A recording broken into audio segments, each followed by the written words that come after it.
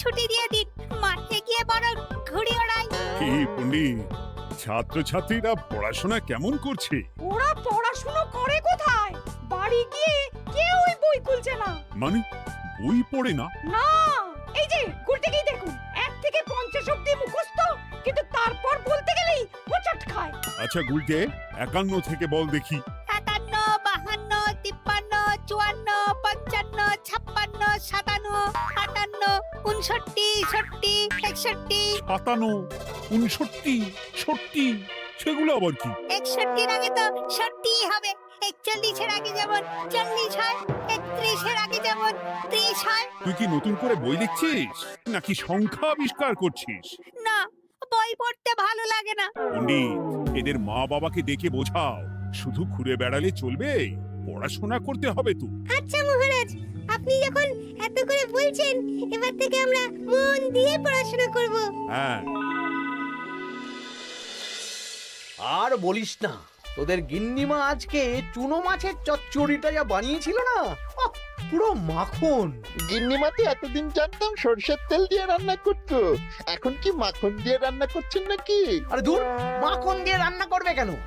যাই হোক, বাদ দে।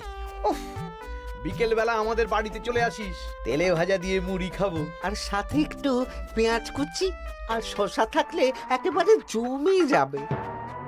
এ কি মন্ত্রী, তুমি এখানে দাঁড়িয়ে দাঁড়িয়ে গল্প করছো, কোনো কাজ নেই? রাজসভা তো একটু পরে শুরু হবে, তাই একটু ফাঁকা সময়ে। বুঝেছি। বেশি বকবক না করে রাজসভায় এসো, আজকে একটা গুরুত্বপূর্ণ আলোচনা আছে। ঠিক আছে, আমি আসছি। তাহলে বিকেলে চলে আসিস। হ্যাঁ হ্যাঁ মন্ত্রী মশাই, একদম চিন্তা করবেন না।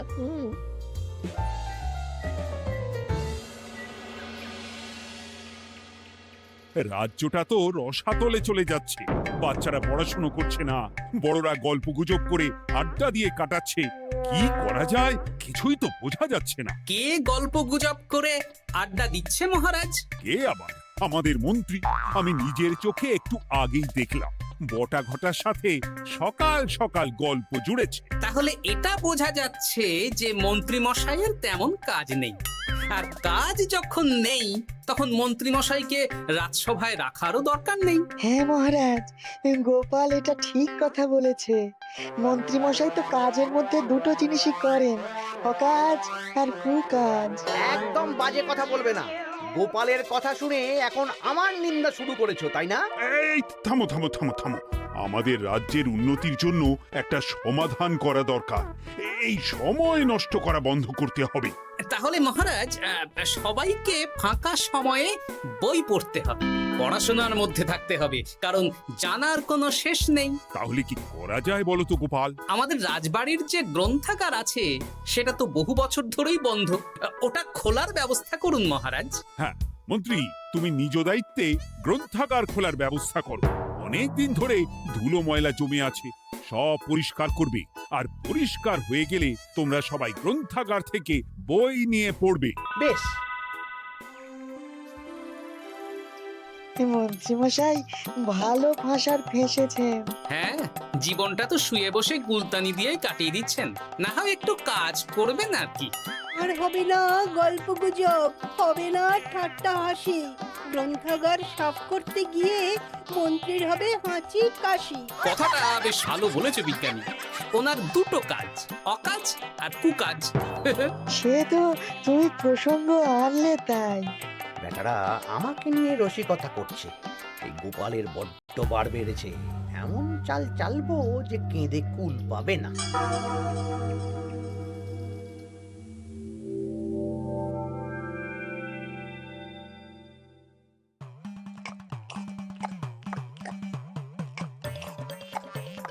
বেশ সুখে ছিলাম, কিন্তু হঠাৎ করে গোপাল আর মহারাজের সহ্য হলো না, চাপে পড়ে গেলাম।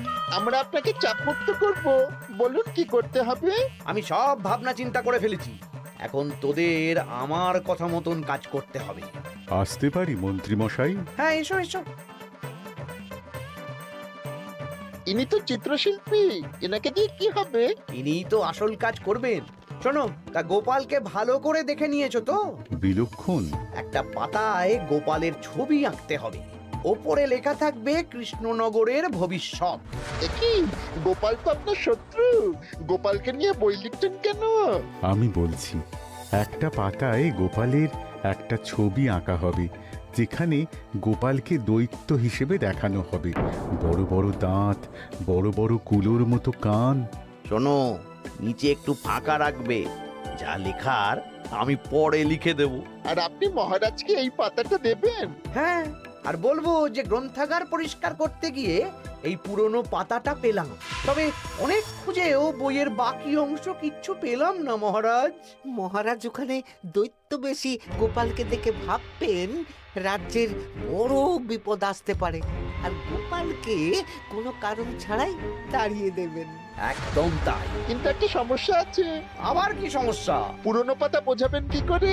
ছবি আঁকা হয়ে গেলে পাতাটা দুদিন রোদে ফেলে রাখবো, তারপর পাতার ধারগুলো একটু আঁকা বাঁকা করে কেটে দেব, সাথে আগুনের হালকা তাপ দিলে সাদা পাতা খুব তাড়াতাড়ি পুরনো দেখাবে। এটা ঠিক বলেছেন। আচ্ছা চিত্রশিল্পী, তাড়াতাড়ি ছবি এঁকে ফেলো। আমি কালকে সকালেই দিয়ে দেব। বেশ বেশ। আর বটাঘটা, তোদের কালকে থেকে একটু আমার সাথে হাতে হাতে কাজ করতে হবে। হ্যাঁ, সে আমরা আপনার সুখে দুঃখে পাশে থাকবো।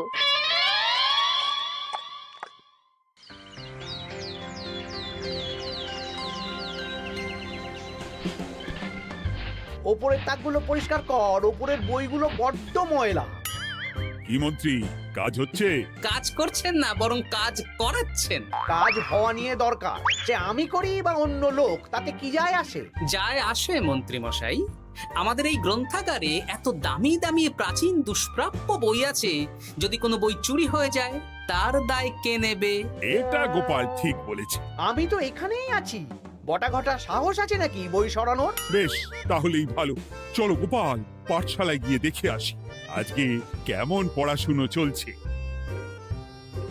গোপাল আমাদের ঘুরিয়ে চোর বললো মন্ত্রী মশাই, আর আপনি প্রতিবাদ করলেন না। প্রতিবাদ কি? গোপালকেই দুদিন পরে রাজ্য থেকে বার করে দেব।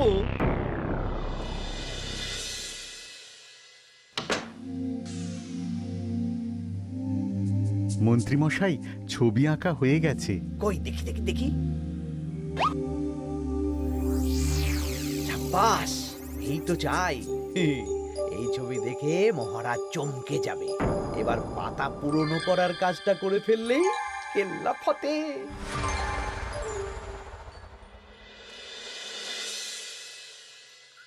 তা মন্ত্রী, গ্রন্থাগার পরিষ্কার করার কাজ শেষ?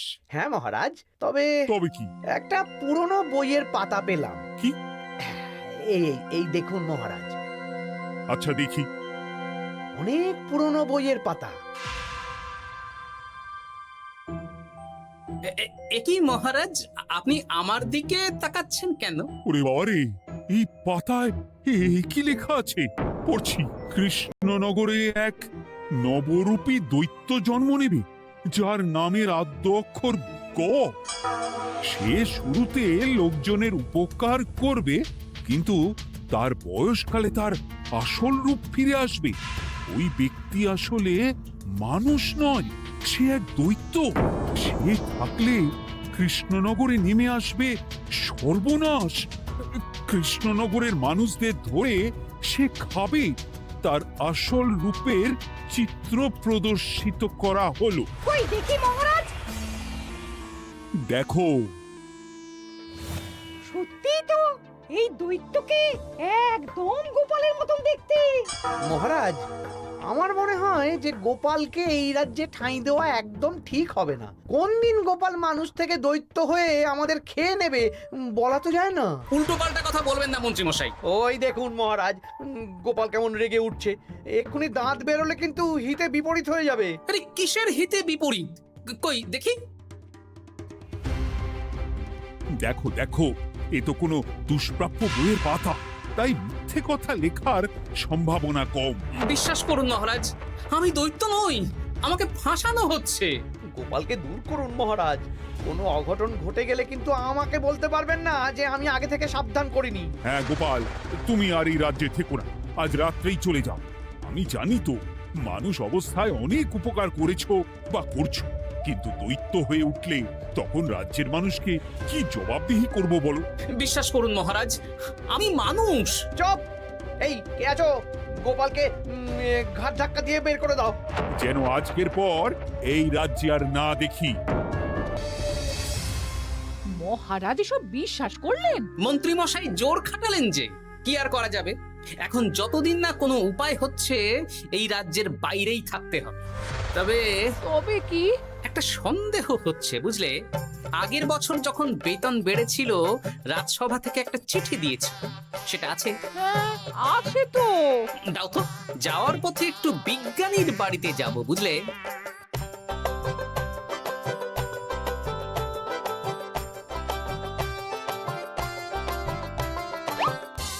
এবার চলো। আমিও বুঝতে পারছি গোপাল, এটা গভীর ষড়যন্ত্র। শোনো, তুমি একটা কাজ করো। ওই পাতার লেখাটা দেখে আমার মনে হলো হাতের লেখাটা খুব চেনা চেনা। তুমি একবার এই চিঠিটার সাথে মিলিয়ে দেখো তো। মন্ত্রী মশাইয়ের হাতে লেখা চিঠি। বেশ, আমি তাহলে কায়দা করে পাতাটা নিয়ে এসে পরীক্ষা করব। তা কোথায় থাকবে এখন? কদিন ওই শ্বশুর বাড়ি, আর আমি তোমার সাথে দেখা করার জন্য রোজ রাতে আসবো। বেশ।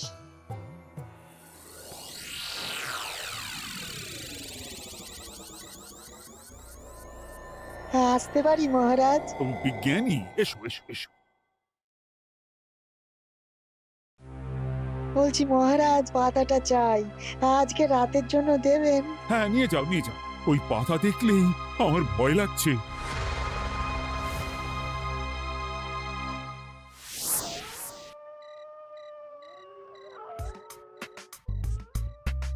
এ তো হাতের লেখা হুবহু এক। একদম মিলে যাচ্ছে। তার মানে এই হাতের লেখা মন্ত্রী মশাইয়ের, আর এই বই রোদে ফেলে রেখে হলুদ করা হয়েছে। আসতে পারি বিজ্ঞানী? এ কি, এ কে তুমি?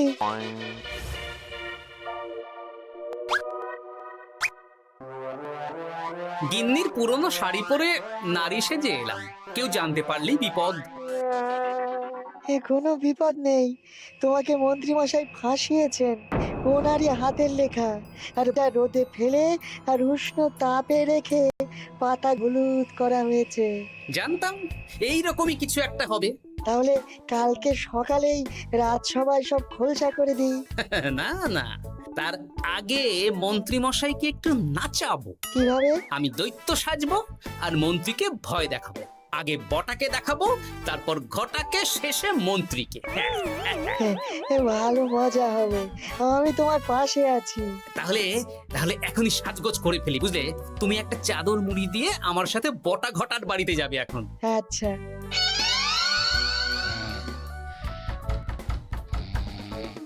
হে, এক ঘটা দেখ না।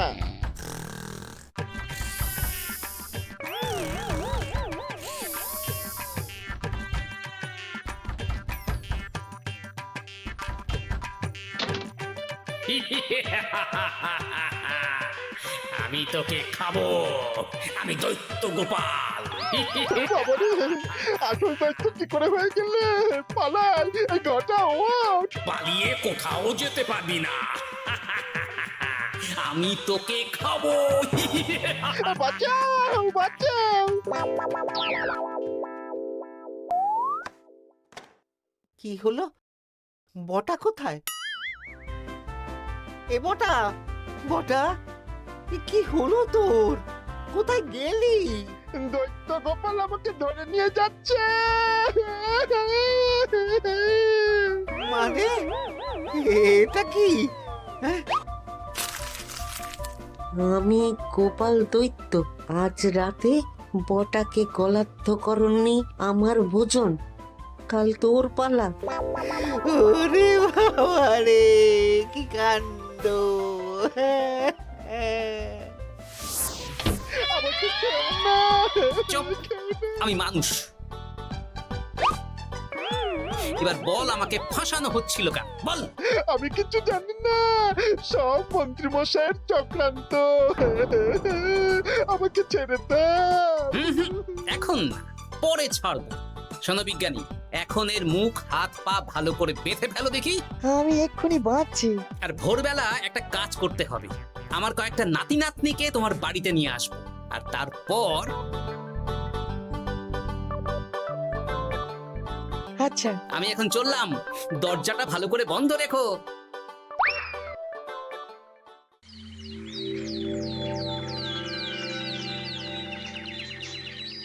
কি সব উল্টো পাল্টা বলছিস?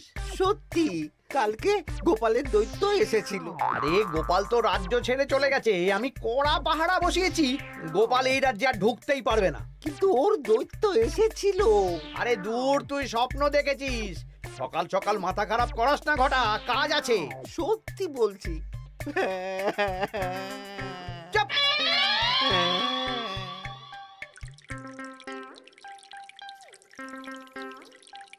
মহারাজ, আমি কানা ঘুষো খবর পেলাম বটাকে গোপাল দৈত্য কালকে রাতে তুলে নিয়ে গেছে। হ্যাঁ, আমিও তো তাই শুনলাম। কি সর্বনেশে দিন এলো! এতদিন তো এই বিপদ ছিল না। কালকে গোপালকে তাড়িয়ে দেওয়ার পরেই গোপাল দৈত্য হয়ে সব শুরু করলো নাকি? আরে দূর দূর, আরে গোপাল দৈত্য হবে কি করে? মানে তুমি তো ওই পাতাটা দেখিয়ে বললে। না মানে আমি বলতে চাইছি যে মহারাজ, গোপাল দৈত্য হয়ে এই রাজ্যে বিপদ আনতে পারে, কিন্তু সেটা তো এই রাজ্যে থাকাকালীন। এখন তো রাজ্যেই নেই, তাহলে আমি তো এর মাথা মুন্ডু কিছুই বুঝতে পারছি না। সর্বনাশ হয়ে গেছে মহারাজ। কি হলো পুঁটির বাবা? আজ সকালে গোপাল দাদার মতন দেখতে একটা দৈত্য এসেছিল আমাদের বাড়িতে, আর পুটি ট্যাপা পুচকে তুলে নিয়ে গেছে। এবার আমাদের কি হবে মহারাজ? এ কি সর্বনেশে কাণ্ড রে বাবা! দূর, কি সব বলছো? সত্যি পুটির মা সকাল থেকে কাঁদছে, সকাল থেকে। আজকে ওরা তিনজন পাঠশালাতেও আসেনি। এই সেরেছে। মহারাজ, গোপালকে তাড়ানোর পর থেকে তো দেখছি বিপদ শুরু হলো। এতদিন তো কোনো বিপদ ছিল না। সেনাপতি, তুমি তোমার প্রহরীদের নিয়ে গোপাল দৈত্যকে খুঁজে বের করার চেষ্টা করো। আচ্ছা মহারাজ। আর এই যে মন্ত্রী, বলুন মহারাজ। আজ থেকে রাজ্যের সব দোকান, বাজার, হাট অনির্দিষ্টকালের জন্য বন্ধ থাকবে। সবাই বাড়িতে থাকো, ঢেঁড়া পিটিয়ে দাও।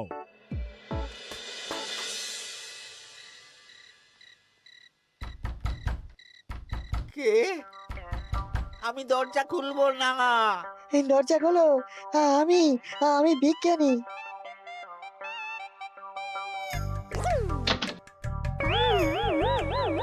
এবার আমি তোকে খাবো।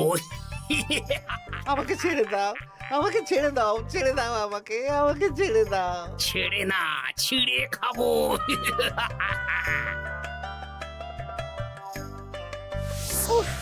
এই তো দাদু চলে এসেছো। এরকম শুয়ে বসে থাকতে ভারী মজা। এ কি বটা, তোর কিছু হয়নি? না না, কাল একটু ভয় পেয়েছিলাম। না, কিছু হবেও না। এই মন্ত্রীর সব চক্রান্ত ধরা পড়ে গেছে। আমি চাইলেই মহারাজের কাছে মন্ত্রীর নিজের হাতের লেখা বইয়ের ব্যাপারে বলতে পারতাম, কিন্তু কিন্তু আমি চাই মন্ত্রী মশাই নিজের মুখে নিজের দোষ স্বীকার করুক। আর সেটা করানোর দায়িত্ব তোর হাতে। আমি কি করব? কাল সকালে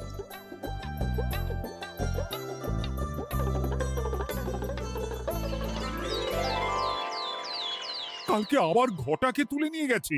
ও সেনাপতি, তুমি কি করছো? আমি তো দেখতে পাইনি গোপালকে। দূর!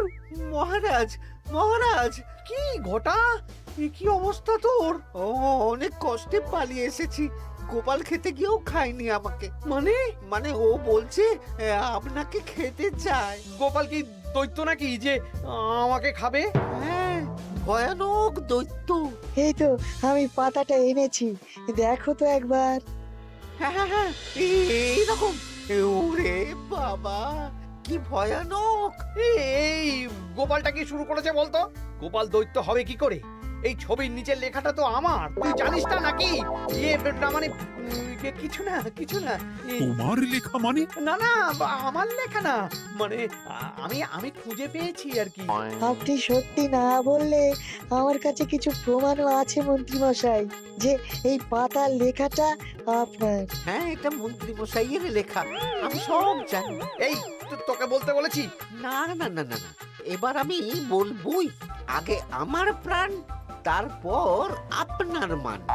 মন্ত্রী মশাই এই পাতাটা নিজে লিখেছেন, আর গোপালের ওই ভয়ানক ছবি একজনকে দিয়ে আঁকিয়েছেন।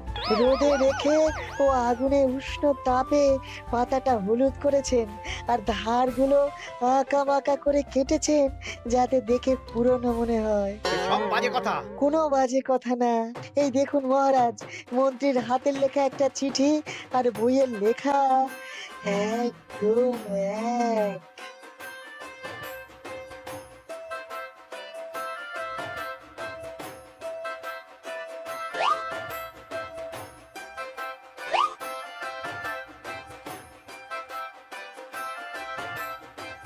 এ কি মন্ত্রী?